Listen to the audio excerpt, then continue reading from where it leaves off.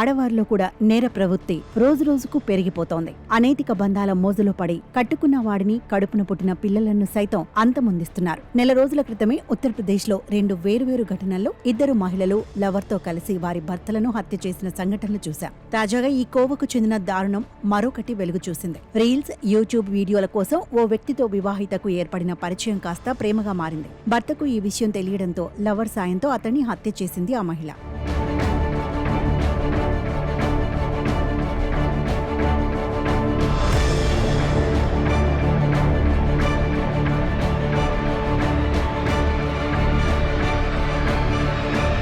హర్యానా హిసార్ జిల్లాలో ఈ దారుణం వెలుగు చూసింది. రవీనా అనే 32 ఏళ్ల మహిళకు ప్రవీణ్ అనే వ్యక్తితో కొన్నాళ్ల క్రితం వివాహమైంది. సోషల్ మీడియా రాకముందు వరకు కూడా వీరి కాపురం సజావుగానే సాగింది. ఎప్పుడైతే రవీనాకు రీల్స్ పిచ్చి పట్టిందో అప్పటి నుంచి వీరి కాపురంలో కలతలు మొదలయ్యాయి. సోషల్ మీడియా పిచ్చితో రవీనా డాన్స్ వీడియోలు తీసి ఇన్స్టాలో పోస్ట్ చేసేది.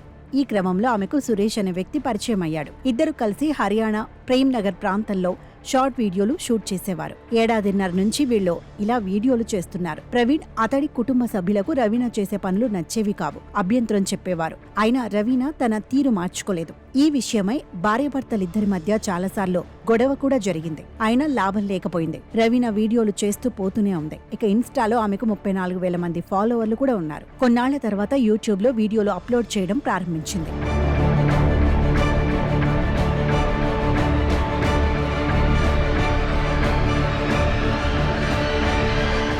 రవీనాకు సురేష్ తో ఏర్పడిన పరిచయం కాస్త వివాహేతర సంబంధానికి దారితీసింది. ఇదిలా ఉండగా నెల రోజుల క్రితం అనగా మార్చి 25, 2025 నాడు సురేష్, రవీనా ఇద్దరు అభ్యంతరకర పరిస్థితులు ప్రవీణ్ కంటపడ్డారు. దాంతో వారి మధ్య పెద్ద గొడవ జరిగింది. ప్రవీణ్ బతికి ఉంటే తమకు ఎప్పటికైనా అడ్డే అని భావించిన రవీనా సురేష్ లో చున్నీతో అతడి గొంతు నులిమి హత్య చేశారు. ప్రవీణ్ డెడ్ బాడీని ఎవరి కంట పడకుండా దాచి ఎవరి ఇంటికి వారు వెళ్లిపారు. రాత్రైనా ప్రవీణ్ ఇంటికి రాకపోవడంతో అతడి కుటుంబ సభ్యులు ఆందోళన వ్యక్తం చేశారు. రవీనాను అడగ్గా ఆమె తనకేం తెలియదని చెప్పింది. ఆ తర్వాత అర్ధరాత్రి 2:30 గంటల సమయంలో ఇంటి నుంచి బయటకు వచ్చిన రవీనా సురేష్ తో కలిసి ప్రవీణ్ డెడ్ బాడీని తీసుకుని బైక్ మీద పెట్టుకుని వారి గ్రామానికి 6 కిలోమీటర్ల దూరంలో ఉన్న దిన్నోడ్ రోడ్డు ప్రాంతంలోని ఓ మురికి కాల్వలో పడేసి తిరిగి ఇంటికి వచ్చారు. మార్చి 28న ప్రవీణ్ మృతదేహం కుళ్లిపోయిన స్థితిలో వెలుగు చూసింది. కేసు నమోదు చేసుకున్న పోలీసులు దర్యాప్తు మొదలుపెట్టారు. ముందుగా ఆ ప్రాంతంలో ఉన్న సీసీటీవీలను పరిశీలించగా రవీనా, సురేష్ ఇద్దరూ కలిసి ప్రవీణ్ డెడ్ బాడీని బైక్ మీద తరలించడం గమనించారు. వారిద్దరిని అదుపులోకి తీసుకుని విచారించగా దారుణం వెలుగులోకి వచ్చింది.